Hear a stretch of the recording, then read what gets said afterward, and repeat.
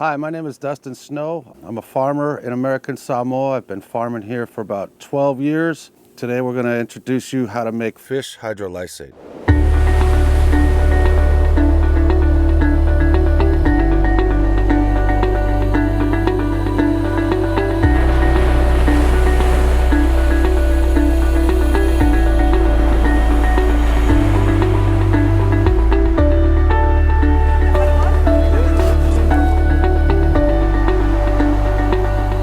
Here in American Samoa, the fishing industry is the backbone of our economy. There's just a lot of fish around our island, and there's a lot of ways to use it as a fertilizer. My wife and I own two businesses. One of them is Superstar Produce, which is the farming side of our operation. And we also have a fish market, Whangatonga Fish Market, where we sell all kinds of fish products. We buy local fish and sell it to local people. It's kind of a pride that we have, is just to keep everything as local as possible.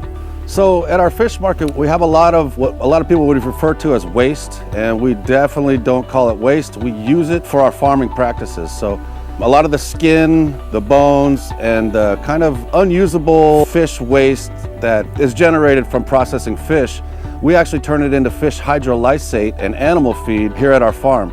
So the fish hydrolysate is for the plants. It's got a whole array of nutrients and beneficial things for the plants, but the thing is, you have to make it first so it's shelf stable. So one of the great things about fish hydrolysate is it's super easy to make. Anybody could use it, and anybody that has any kind of plants, whether they're farmers or not, they can use that, and it can really benefit your plants a lot. And it's super cheap and it's super easy to use.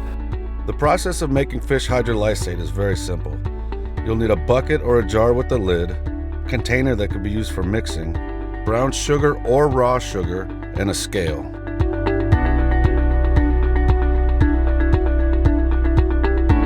The first thing we're going to do is weigh our container. You can see here our container weighs 5.3 pounds. Once we have the weight, we will start placing the fish in the mixing container and place our mixing container onto the scale.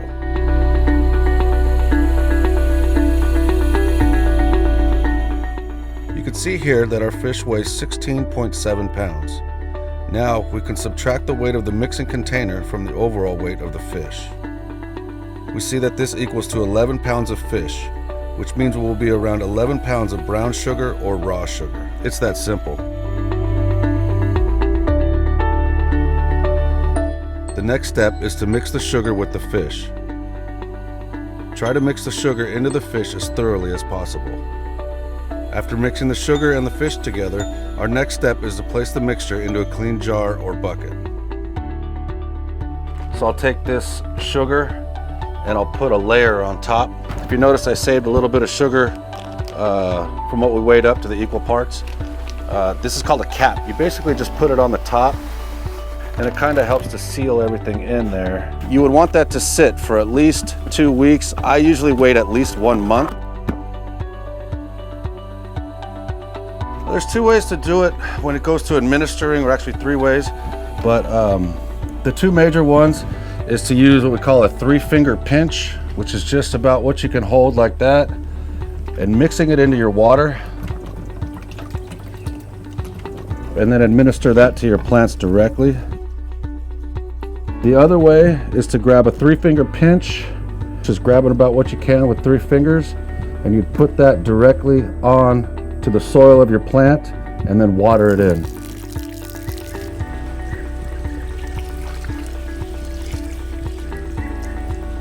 Another method of applying fish hydrolysate to larger crops and trees is to create a hole near the root zone and fill the hole with fish hydrolysate.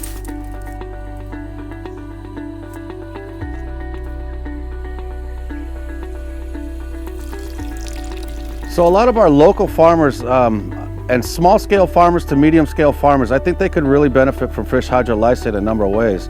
One, it's very inexpensive.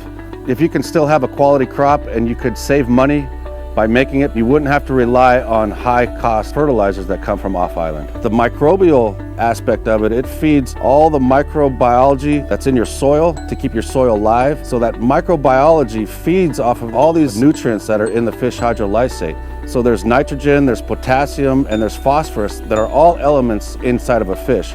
It's an environmentally friendly way to use your waste that is not sellable. You could save money and your soil and your plants are going to benefit tremendously from it. I've noticed that our food tastes better.